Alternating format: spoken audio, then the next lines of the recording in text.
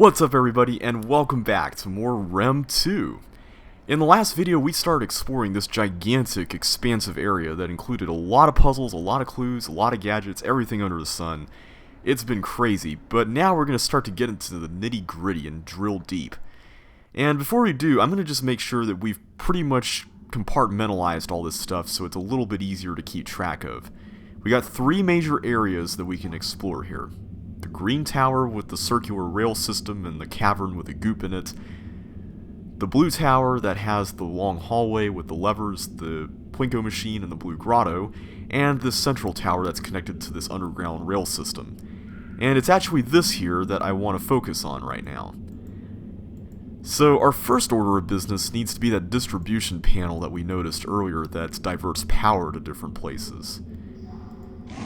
Yeah, this one right here. We were able to use this to divert power away from this hatch lock that prevented us from going down to the rail system. But let's just do a quick review so that we are all on the same page with respect to this. We've got a blue wire and a purple wire that both go into that boathouse that we saw off the railway. We've got a green wire that goes here to this screen, and we've got a fourth wire that was, I said gold, but I guess it's kind of brownish, that ultimately powers the hatch lock. Now, we don't want the hatch to be locked, so we don't really need to even worry about this anymore. I think the first one that I'm going to focus on is going to be the green one, since it powers something that's right here, and we can practice working with the big tangle of wires behind this in the meantime. So let's go ahead and go down there and take a second look at this again. I'm going to try to do my best to explain this, because this is kind of a bit complex and it can be a little bit weird at times to keep track of it, but once you understand how it works, it's pretty simple actually. Okay, so power starts into this box. Now, for the sake of avoiding confusion here, I'm going to number all of the different junctions, and you can see them here by these kind of triangles here that form when you put your mouse over the wires like this. See, these are where all the junctions that we could set are located, right here. So junction 1 will be here, 2, 3, 4, 5, and 6. And I'm numbering them like that because remember, we're looking at them from the reverse. They're going to be mirrored on the other side. So whenever I say left and right with respect to setting them a certain way, I'm going to be pointing in the opposite direction here, because we're going to have to be doing the opposite direction on the other side. Also, remember that junctions 5 and 6 are ultimately connected, so they have to be set together. Now, there's something that makes this a little bit easier, actually, and it's important to note this. Junctions 5 and 6 to connect directly into the brown wire, or cable. And you can see this here if we were to set them to the right, which powers the hatch lock, like it was earlier. It would just go straight into here, and this one would just go straight into here. And they just both go over there. So, in other words, when it comes to powering everything else, since the power starts in this box, we want to make sure that these are set to the left, like this. So, in other words, they are going to end up at junctions 1 and 2. So, let's go ahead and follow up with the green cable. The green cable is right here. It starts there, and the wires that lead to it ultimately have to be connected to junction 1 with the right position, and junction, let's see, 3 to the left position. Now junction 3 is connected to junction 2 at the right position. So in other words, we don't even need to worry about junction 4 for this one. We just need to worry about these top 3. And the top 3 need to be set to right, right, and left. We can do anything for this one, and ultimately these need to be set to the left as well. But that goes for all 3 of these things that we're about to power. So let's go and try this out.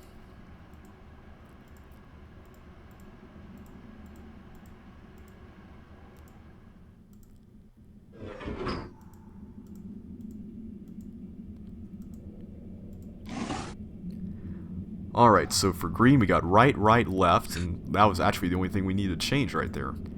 So let's see if this screen here works. Well, that was kind of disappointing. I gotta admit, I was really stuck on this for a long time, but what you have to figure out is that you have to hold the button down. Yeah, I didn't really realize that at first.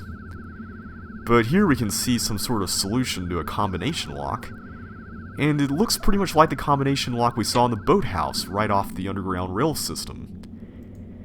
Now we're going to be going to the boathouse to test out these other two wires as soon as we power them up, so let's go ahead and work on configuring them now.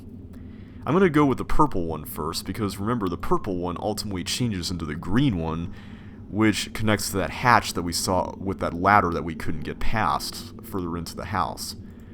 So let me go ahead and go back down inside here, and we can figure out the connections for purple.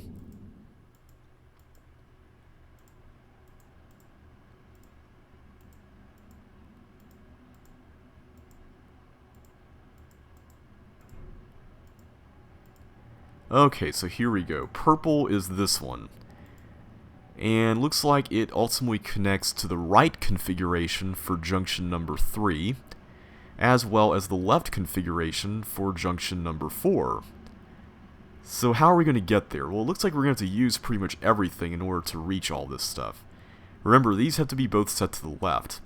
So in order to get here, we've got to set junction 2 to the right so we can even reach junction 3. We got to set junction 3 to the right, like we mentioned earlier. And in order to get junction 4, we got to set junction 1 to the left. And ultimately junction 4 to the left as well. So in other words, the configuration is as follows. Left, right, right, left, left, left.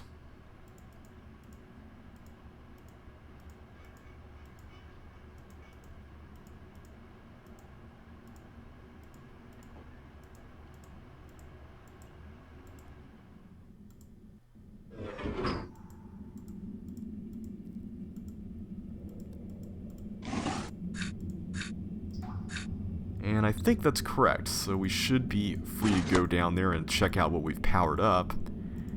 And at the same time, we can see what we can do with that combination lock.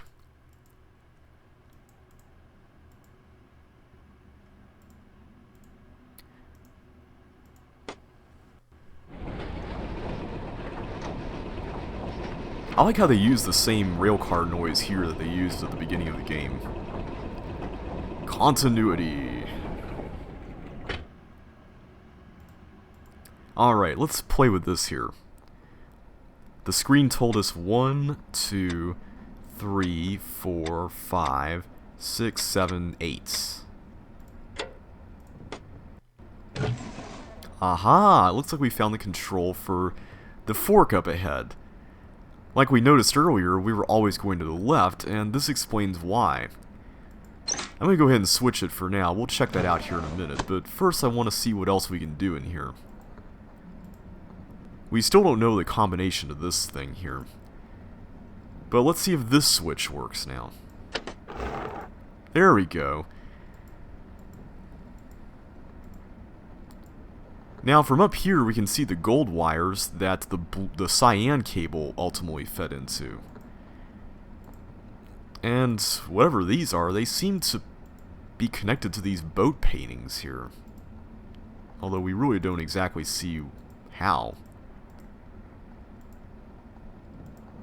Maybe they light them up somehow? Here we can set some configurations for these various points to be connected. It looks like we can go through pretty much all the possible permutations, but I'm not going to worry about that right now, because we don't even know what that's even for. These boats seem to have different colors on some of them, but we don't really know what the significance of that is. Ooh, and there's a TV screen here. But that doesn't work. Okay, so it looks like now that we've opened up this hatch, we need to power up the cyan cable so we can see what these paintings are all about. But before I do that, I'm going to check out the underground rail car here again and see what that other fork leads to. We'll take a break from this for now.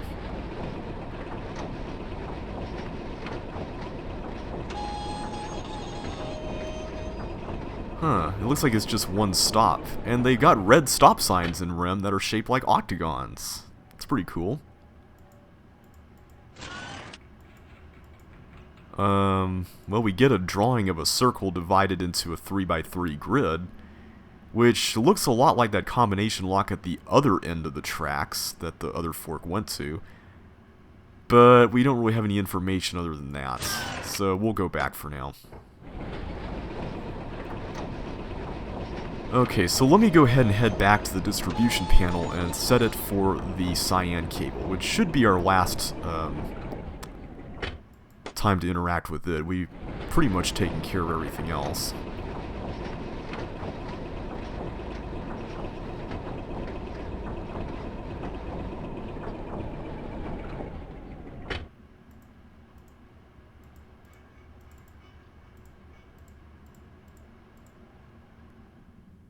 Oh wait, it's down there. That's right. Duh.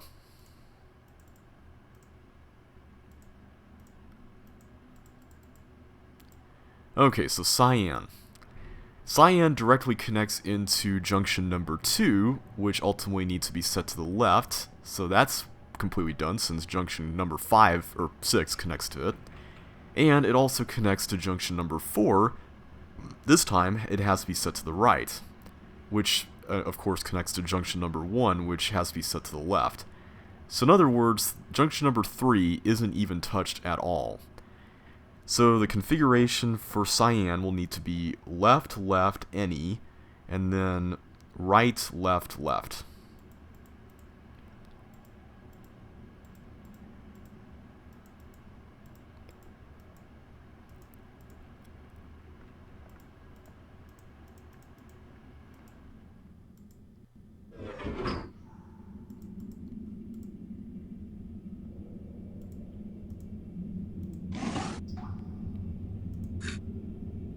There we go. Alright, so let's go back to the boathouse again and see what we can do.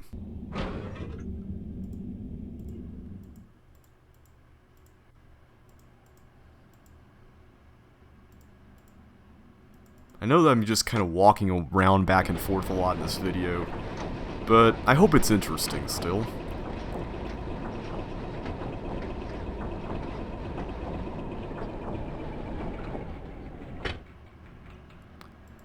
Okay, I'm going to go ahead and switch this back to the original position until we know what we can do over there.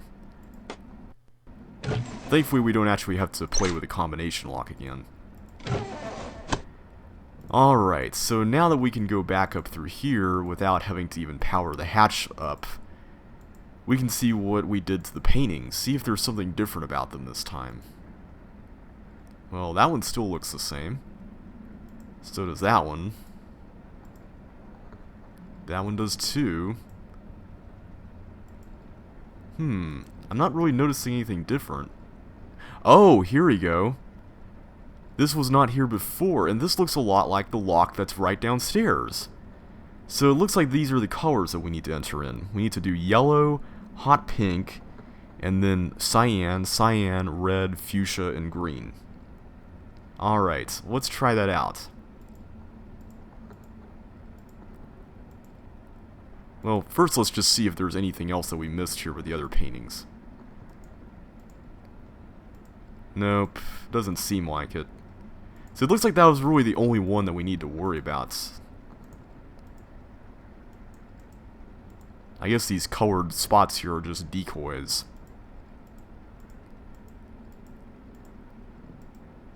Alright, so let's see, we've got yellow, pink, and then cyan. Whoops, I missed it. Cyan, red, purple, fuchsia, whatever you want to call it, and then green. There we are. And we opened up this new area now. Okay, well we've got another TV screen here. But that doesn't work. And a button that seems to raise a platform up.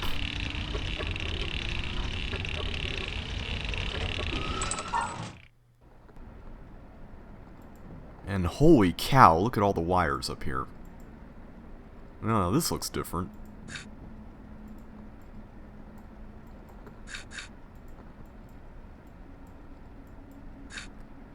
So it seems like we can adjust this such that all the gold ones are hooked up, or all the purple ones are hooked up. Interesting. So what are we supposed to do with this?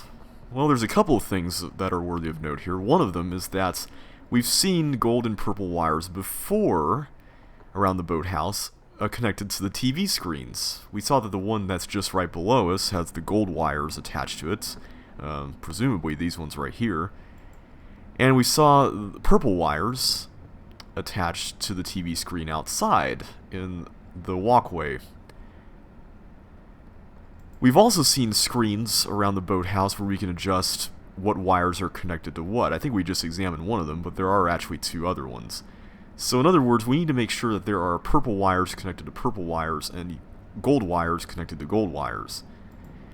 Now when it comes to the purple wires, there are actually multiple ways to solve this, theoretically. And I say theoretically because unfortunately there's a bug in this game that prevents, I believe, 6 out of the 8 possible solutions from being possible. Yeah. It's kind of a bit of a bummer that that is the case, but I'm going to show you at least one of the working solutions here. Now keep in mind that because we're operating this from the reverse side, much like the distribution panel, what we're going to be doing is mirrored on this side. So let's go ahead and head back down. And I've connected the purple ones first so that we can actually look at the screen out there while we're out there. So let's see here. Right here we're facing north, so let's go ahead and do the one for that. I'm not really going to go through a complicated explanation for this because, I mean, you guys can see what the gist of this is. And this should work for the north one, because remember, we were facing south when we looked at it from inside. Okay, let's take care of the west one. And that should work for west. And finally, the south one. And that should work for south. So, if we did this right, this should be powered. Ah! Look at that. That looks like part of the combination that we need for that triangle lock that's over in the next stop. Okay, so let's go ahead and head back down inside the wire room. And I'm going to go ahead and switch... Whoops. I'm going to go ahead and switch the whole thing over to the gold wires so that we can look at the TV screen down here. And hopefully that will provide us with the other half of the solution. Because after all, we need the downward facing triangles, not just the upper ones. Come on. There we go. As far as I know, this is the only bug of this sort in the entire RHEM series where multiple solutions should theoretically be possible, but only 2 of them are. And again, it really is a shame that this is the case. Alright, there we go. We got the other 4 triangles. So, now that we've done that, let's go ahead and head back over to that next stop along the railway. And I think I already did this, didn't I? Yep, okay, good. So with that done, we can go ahead and get out of the boathouse. At least until we need to switch the rail track again. It's kind of funny because you can't really see which direction the rail track is supposed to go from in here. I guess, the designer didn't really want to animate a separate video for that, but it's understandable though. Okay, so the combination we got, whoops, was 1, 2, 3, 4, 5, 6, 7, and 8. Alrighty, let's check out what's in here. We've seen this room from a couple of vantage points, or at least parts of it. And it looks like we've got another giant maze to conquer. A cabinet of sorts.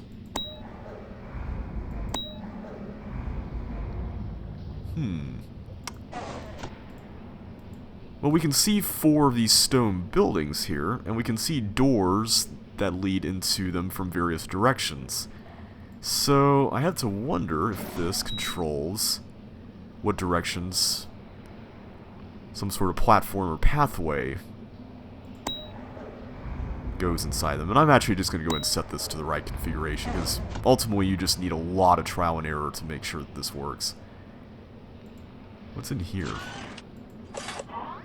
Well, it's something that powers something else, so I'm just going to go ahead and turn that on. What does this do?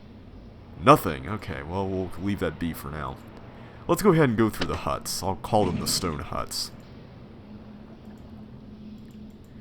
If you didn't have the solution, you'd pretty much just have to try over and over again until you realized that you were doing it right. But I'm not going to go through that here just because it's kind of a little bit monotonous.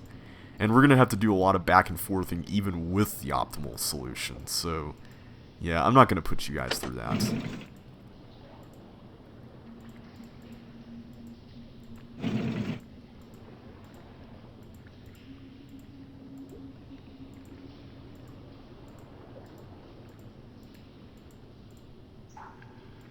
I gotta admit, this is a very clever way to build a maze. Like, some of these are angled and some of them are just straight through. It's pretty cool. Come on, I'm not trying to go back up, I'm trying to go down. There we go.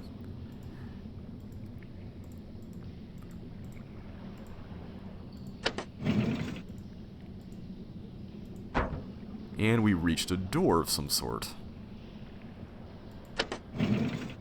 Looks like this is what ultimately opens it up. And we've got another one of the Plinko clues here. This one's for the third possible endpoint. And we got a red 6, blue 15, and a green 10. We've also got a lever here, which would seem to power something. But we don't really see where it goes. Well, in the meantime, let's check out what we've got over here.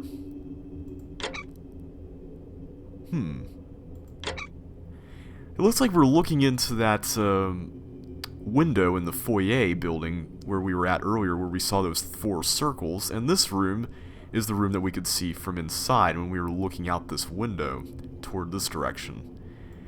So this displays a pattern of 4 different circles in a certain order.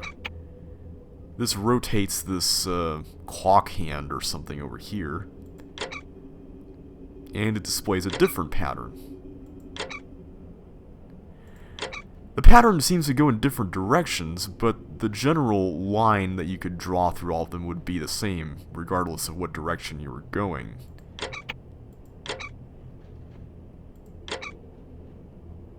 That one kind of forms a fish shape. And that one kind of forms the exact same shape, but turned 90 degrees.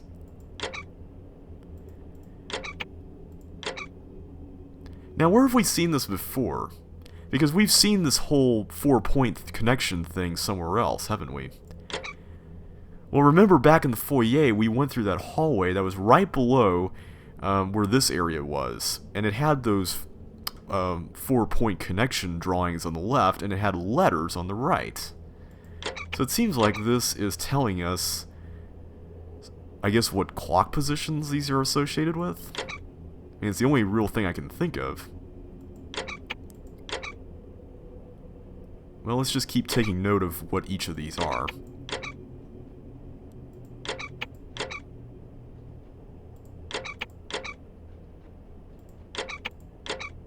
And we're almost done. This is 2 o'clock.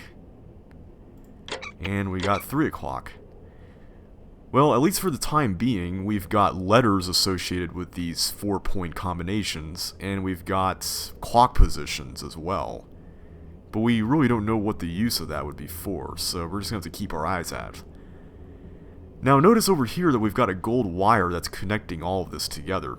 If we hadn't turned on that lever over in that room over there behind where these circles are lighting up, this would not work, and we'd have to go all the way back there and turn it on. So that's why I went to the foyer and did all that stuff earlier. Okay, so can we close this? I guess we can. Okay, that's cool. Alright, well, let's go ahead and head back to the beginning. It looks like we've got other things to check out here. Let's see where that yellow wire goes. It seems to go up to this doorway. And there's also something else over here that we haven't seen yet, so we're going to have to check both of those things out. I gotta admit, one of the confusing things about this whole area is that you don't really know exactly where the ladders are unless you're really keeping track of them, or you just happen to realize you're at a dead end and can't go any further. Yeah, it's a little bit strange. And it kind of makes you feel a little disoriented after a while, but you get used to it.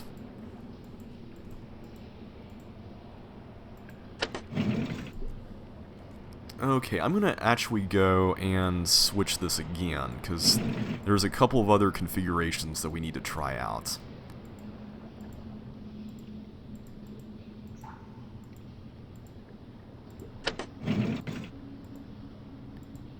Like I said, this room would take forever if you did it all by trial and error. Okay, I want to see what would happen if we got to this spot instead, so let's do that. Because ultimately, the beginning path is pretty much the same, it's just that endpoints that we need to change. Since all the stuff that we wanted to see was pretty much nearby.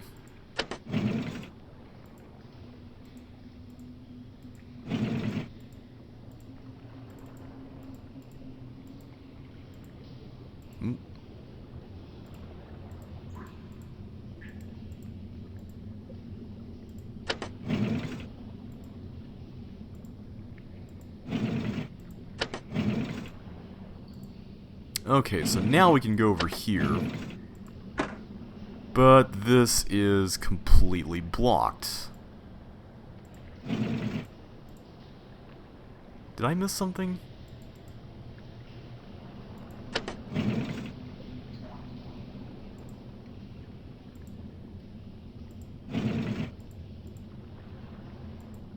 Wait a minute. There we go, that's what I meant to do. I knew I missed something along the way. Alright, so let's go ahead and head back. I believe, if I'm not mistaken, that powers up that doorway that we saw with kind of the slotted horizontal gray thing that was sort of on the right when we were looking out there earlier.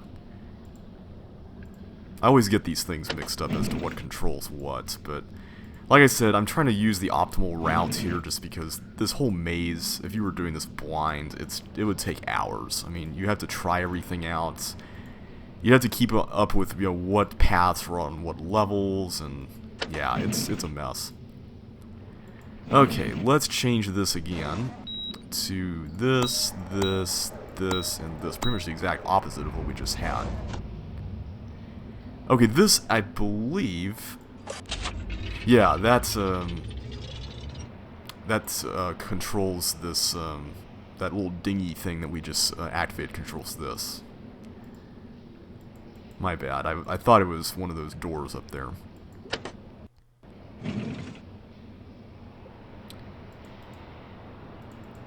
Okay, let's go up this way.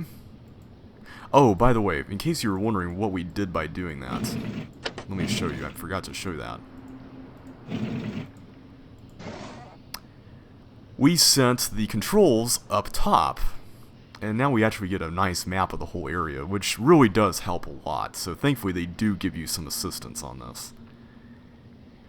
As we can see here, there are paths that form cross shapes, and these ones form the slanted shapes, where you have to go at a 90-degree angle off each path. So we've pretty much been to this area, but we have not been to this exit yet, or this one. So we ultimately want to get to those spots.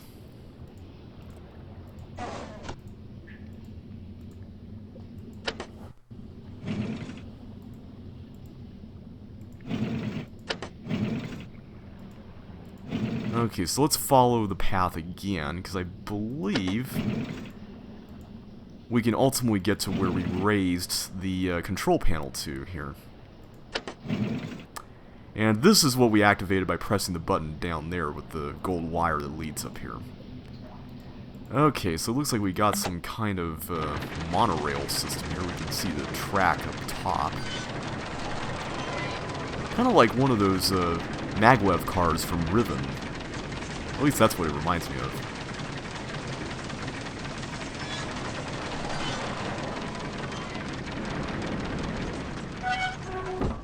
Alright, so here we can access the control panel atop where we were downstairs. So right now I'm going to change one thing on here, which is this.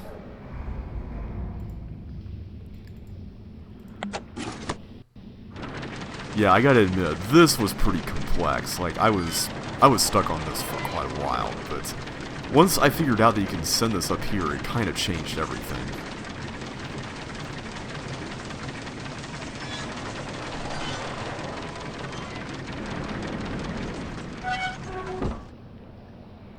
Alright.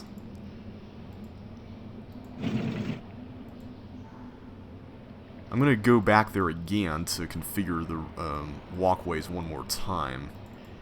But for now, I'm going to go back and see where this newfound pathway that we routed leads to.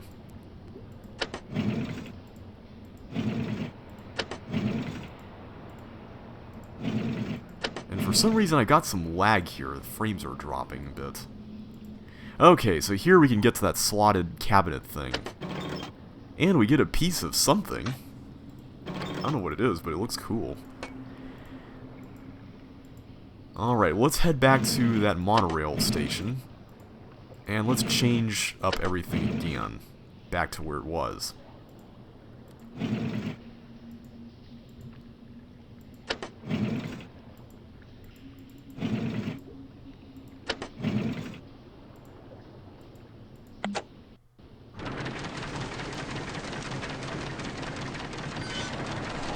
And I believe we're done here. I don't think there's really anything else we need to really worry about here.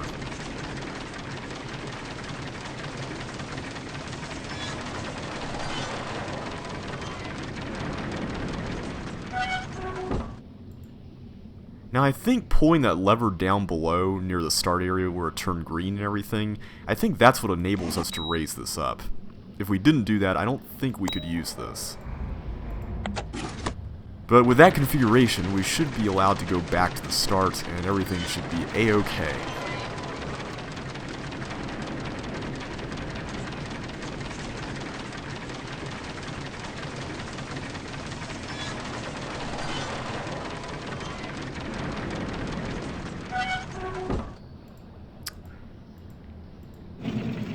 And I don't think we really need to do anything here anymore. I think we're completely done with this section, so yeah. I'm sorry if this kind of seemed a little bit cheap in terms of just putting in the right solutions for everything all the time, but believe me, it's really, really difficult to trial and error this, and really tedious. Yeah, I believe this is what ultimately controlled that thing up there. Anyway, let's go ahead and take... Ooh, what's this? Oh, it just raises that. Duh. Okay. Let's go ahead and take the rail car back to the start, and we should be done with this area for now.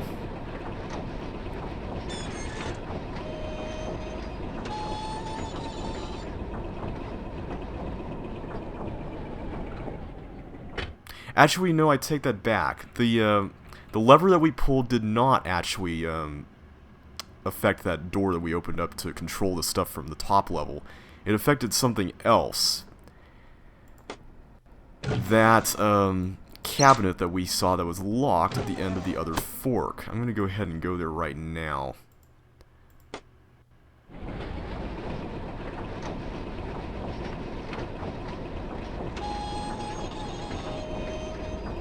Just real quick.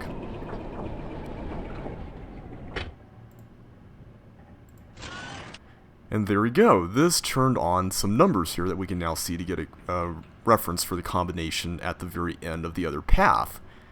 So let's just take a note of those, and later on we'll do that. I'm not going to do it yet, because that's something we can tackle later on for the end game. So I'm just going to avoid wasting time by not going there right now. But for now, we're pretty much done with this area. I'm avoiding that other section just because there are other things that we can't solve there yet. But later on we will return here and we'll go to the foyer once again and into that cavern where those purple wires lead. But for the time being, let's go ahead and just head back to the central tower here, and that's not it, it's this way. And we'll move on to the next stop on our list, which I believe will be the Green Tower. So, thank you guys again for watching this video and this LP. I really do appreciate your support and your comments and everything a lot. If you enjoyed yourself today, be sure to hit that like button, and I will see you on the flip side. Take care, guys, and I will see you then.